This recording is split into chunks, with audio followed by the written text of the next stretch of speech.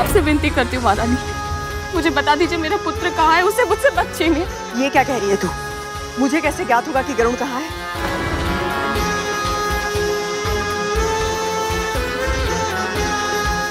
उठ जा, उठ। अब बता क्या हुआ है? चारों ओर देख लिया, कोना कोना छान लिया, किंतु गरुड़ कहीं नहीं है। यहीं कहीं गया होगा, आ जाएगा वो। कहीं भी हो, मेरी पुकार सुनते ही क्षण भर में लौट आता है वो, किंतु आज उसे पुकारते पुकारते मेरा कंठ बैठ गया, मेरा पुत्र नहीं आया। मुझे डर लग रहा है महारानी, कहीं वो किसी ऐसे स्थान पर तो नहीं चला गया जहाँ उसे अपनी माँ की पुकार सुनाई ना दे रही हो।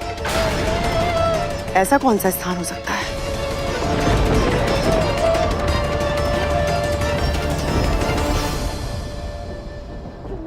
कहीं ये मुझसे कुछ छुपा तो नहीं रही?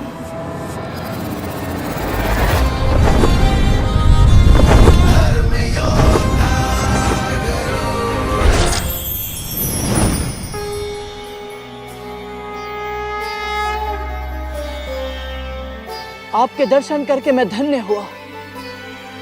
मेरा प्रणाम स्वीकार कीजिए चंद्रदेव। तुम असंभव को संभव बनाना चाहते हो गरुड़, किंतु जिस कारण से तुमने इतनी कठिन यात्रा करने की ठानी है वो अत्यंत पवित्र है, इसलिए मैं तुम्हें आशीर्वाद देता हूँ। विजय भव। धन्यवाद चंद्रदेव।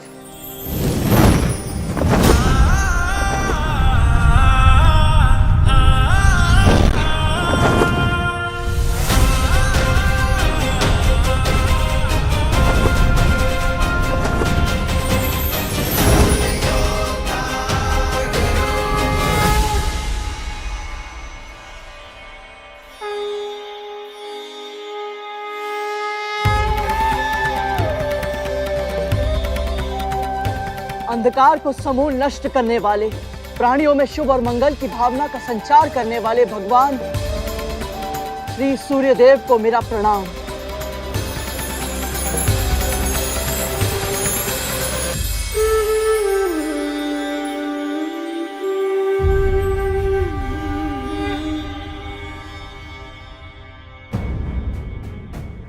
ये तो गरुड़ है, मेरा छोटा भाई। कौन है ये जो सूर्यदेव के रथ का संचालन कर रहे हैं? ये मुझे देखकर इतने भावुक क्यों हो गए और मुझे इनसे एक विचित्र सा जुड़ाव क्यों अनुभव हो रहा है? लगता है तुम्हारा उचित स्थान यहाँ नहीं, कहीं और है।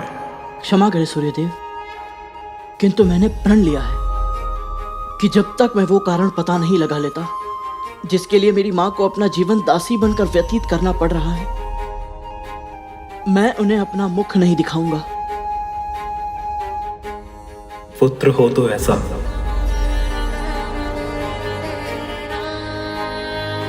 तुम्हारी भावना, इच्छा शक्ति, शारीरिक बल अद्भुत है गरुड़, और मेरा आशीर्वाद सदैव तुम्हारे साथ है। विजयी भव।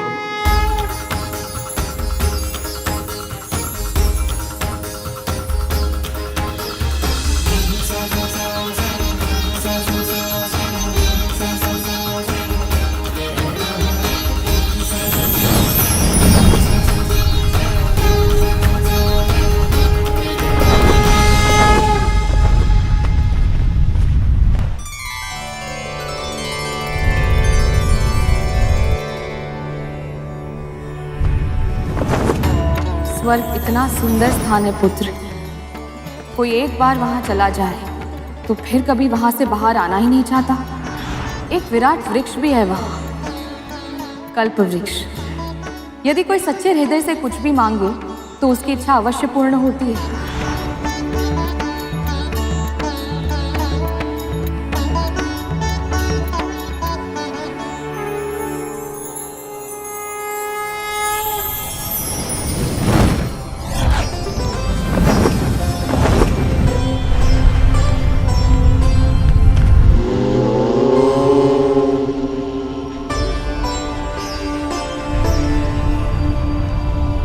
भूलोक के ऊपर तीसरा लोक है महरलोक।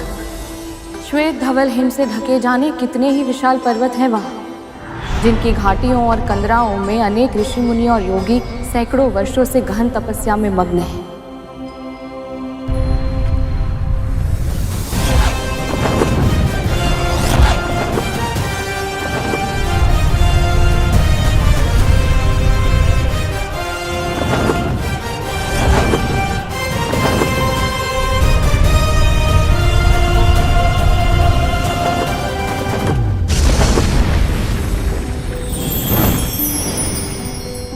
जनलोक पितामह ब्रह्मा के सबसे बड़े पुत्रों सनक, सनातन, सनंदन और सनत कुमार का निवास स्थान है। ना इन्हें कोई भौतिक कामना है, ना ही आध्यात्मिक इच्छा।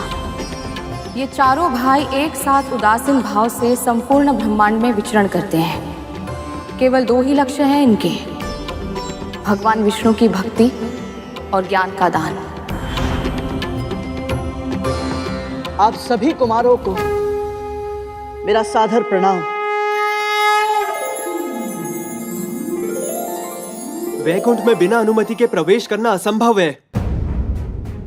तुम्हें द्वार पर ही रोक दिया जाएगा। पांचों इंद्रियों पर नियंत्रण खो बैठोगे तुम और पृथ्वी पर वापस फेंक दिए जाओगे। और नीचे गिरते समय तुम्हारा वेग इतना अधिक होगा कि तुम संभल नहीं पाओगे। तुम मारे जाओगे गरुड़। लौट जाओ, लौट जाओ। तेरे पुत्र पर तेरा नियंत्रण नहीं है और तू मेरे पुत्रों पर आरोप लगा रही है। मेरा वो आशय नहीं है महारानी।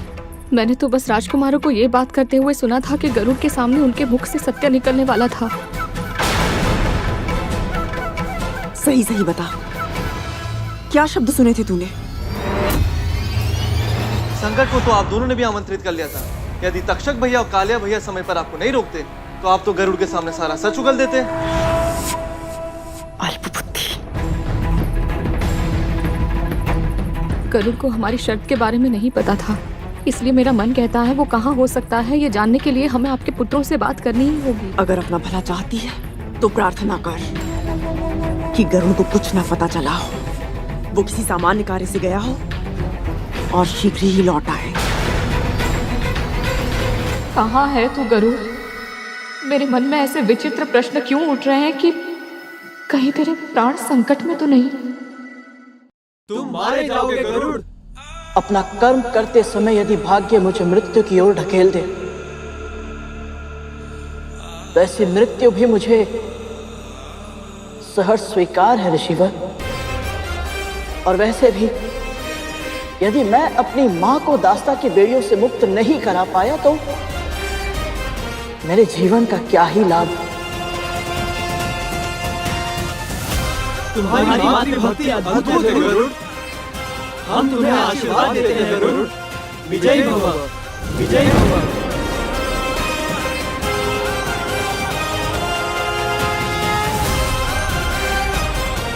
धन्यवाद।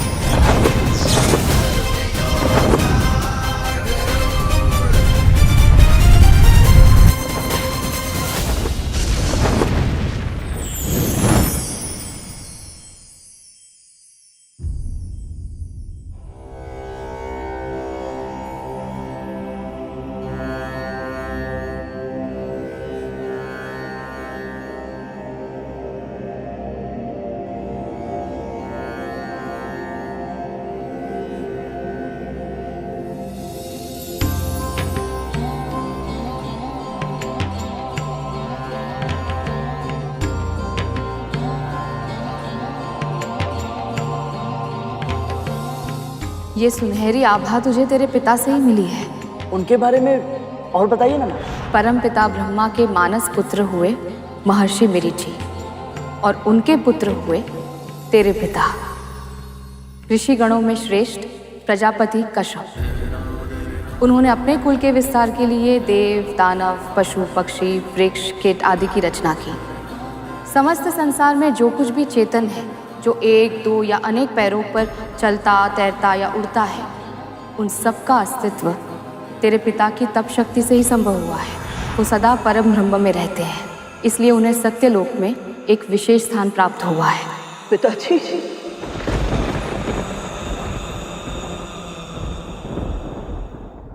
अथाह लाड़ किया मैंने, त्रुटियों को अनदेखा किया और अपराधों को क्षमा किया है, किंतु इसका अर्थ ये नहीं कि तुम सब अपनी सीमा लांघो।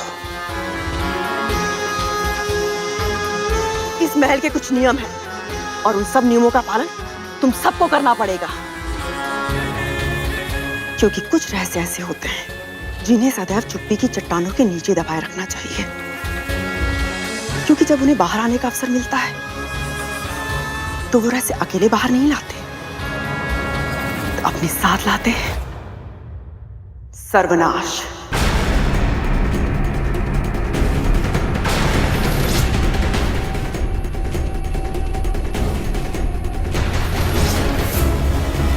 आपके पुत्रों को बड़ी से बड़ी चट्टानों के नीचे रेंग कर अपने शिकार को दबोचने का अभ्यास है मां। उन चट्टानों को पलटना हमारा स्वभाव नहीं है, ये आप जानती हैं। तक्षक भैया सत्य कह रहे हैं मां, हमने कोई नियम नहीं तोड़ा है और ना ही कोई रहस्य उजागर किया है। अवश्य ही इस दासी ने आपके कान भरे हैं हमारे विरुद्ध। केवल इतना बता दीजिए राजकुमार कि आज जब आप सब खेल रहे थे तो वहां क्या हुआ था?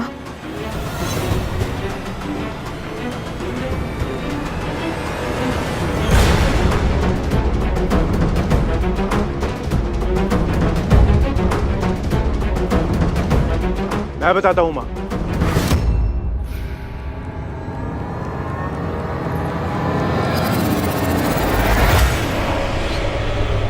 वो दासी पुत्र हमसे मित्रता करने का प्रयास कर रहा था मां। खेलते खेलते गेंद मानक पर्वत की मायावी मणियों में फंस गई और हमारे आदेश के बिना ही वो गरुड़ उसे ले आया और कहने लगा कि उसे हम बड़े भाइयों की सेवा करनी है, परंतु हमने उसकी चाटुकारिता पे ध्यान नहीं दिया मां, और कह दिया कि हमसे संबंध बढ़ाने का प्रयास ना करे वो, है ना? भैया सत्य कह रहे हैं माँ। हाँ माँ, भैया सत्य कह रहे हैं। हाँ मां, सत्य कह रहे हैं।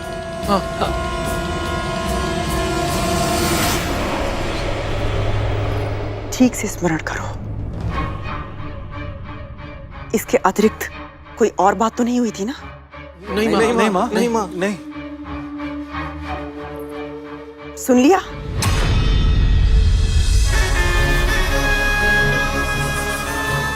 अब तो तुझे विश्वास हो गया ना कि तेरे पुत्र के लुप्त होने का कारण मेरे पुत्र नहीं है। यदि तक्षक भैया और कालिया भैया समय पर आपको नहीं रोकते तो आप तो गरुड़ के सामने सारा सच उगल देते। माँ, वैकुंठ है कहाँ? कितनी दूर है? और वहाँ कैसे जा सकते हैं माँ? मैंने सुना था राजकुमार गरुड़ को कोई सत्य बताने वाले थे। सत्य क्या था? क्या उसका संबंध वैकुंठ से है? पुत्र गरुड़, ये क्या कर रहे हो? अपने उद्देश्य को भूलकर तुम यहाँ क्यों रुक गए? एक बार किसी कार्य को करने का निश्चय कर लो तो फिर मन को भटकने नहीं देना चाहिए। जाओ और अपने लक्ष्य को पूरा करो।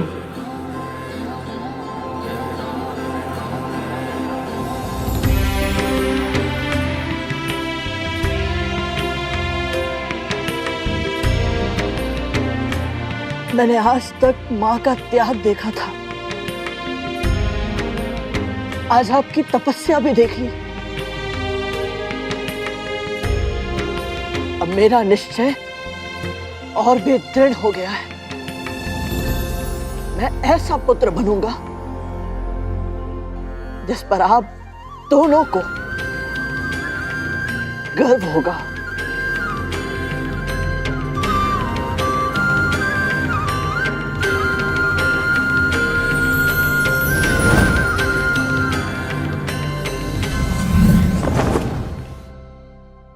मौन मत रहो तक तू धूमल, सत्य बताओ। माँ, वो वहाँ बड़े भैया की बात चली थी तो हमारे मुख से शेषनाग भैया का नाम निकलने वाला था माँ, पर नहीं निकला। पर गरुड़ को कुछ भी पता नहीं चला था। हाँ, और फिर यहाँ वापस आकर इसी कक्ष में इसी झूले पे बैठ के तक्षक भैया ने हमें चेतावनी दी थी कि फिर कभी गरुड़ के सामने शेष भैया का नाम ना ले। शेषनाग भैया की चर्चा गरुड़ के सामने फिर से कभी नहीं होनी चाहिए। मूर्ख हो तुम सब। इस महल के ऊपर बैठकर उसने सब कुछ सुन लिया और तुम लोगों को अंदेशा तक नहीं हुआ।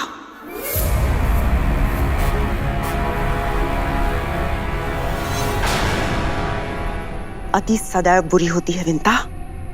आज तेरे पुत्र ने अति की बुद्धि लगाई है और अब वो अति का साहस दिखाने का प्रयास कर रहा है। उसे क्या लगता है शेषनाग से सत्य निकलवाना इतना आसान है? मिलना तो दूर, वो वैकुंठ के द्वार तक नहीं पहुंच पाएगा।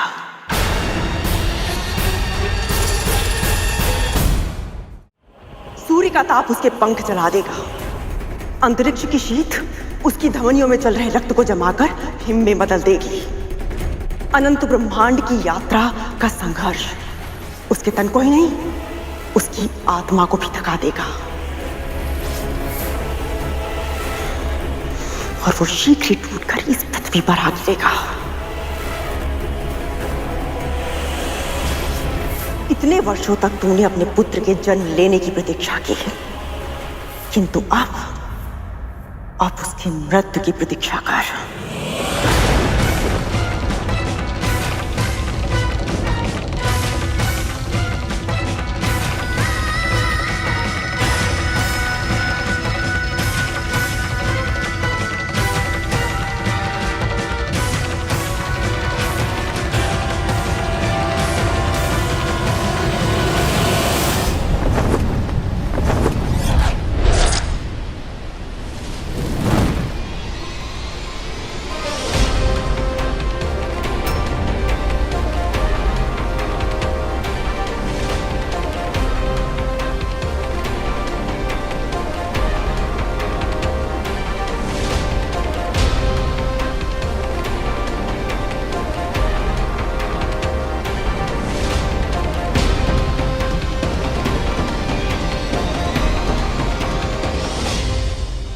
विरजा नदी उल्टी बहती है, वही वैकुंठ से पहले अंतिम अवरोध है।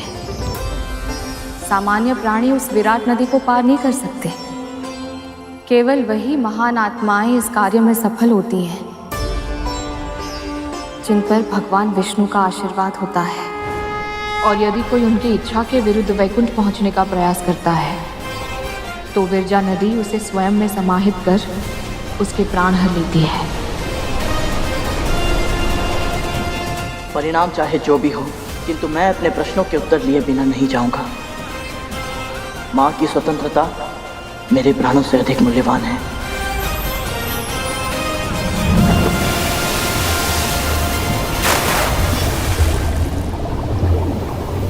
गरुड़,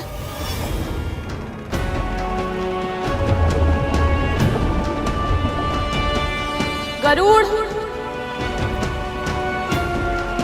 गरुड़ मुझे छोड़कर नहीं जा सकता। मेरा पुत्र तो मेरे मन की बात बिना कहे ही जान जाता है, तो वो मुझे छोड़कर कैसे जा सकता है? गरुड़, पुत्र कहाँ है तू?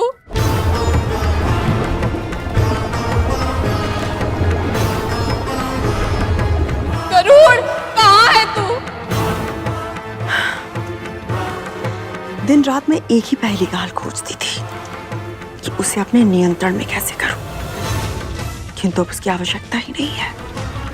यदि सच में गरुड़ वैकुंठ के रास्ते पर गया है तो समझो वो कांटा मेरे मार्ग से सदैव सदैव के लिए हट गया है।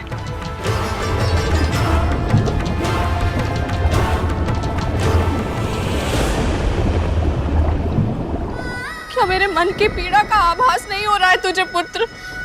तू जहां भी है लौट कर आजा गरुड़। तेरे बिना मेरा जीवन व्यर्थ है। अपनी माँ की पीड़ा का आभास क्यों नहीं हो रहा है तुझे? क्या मेरी पुकार तेरे हृदय तक नहीं पहुंच रही है Garuda?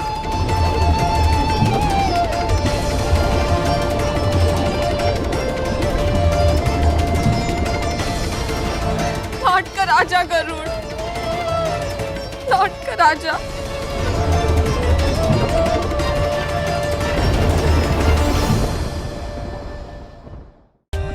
For more updates, subscribe to our channel, click the show links and enjoy watching the videos.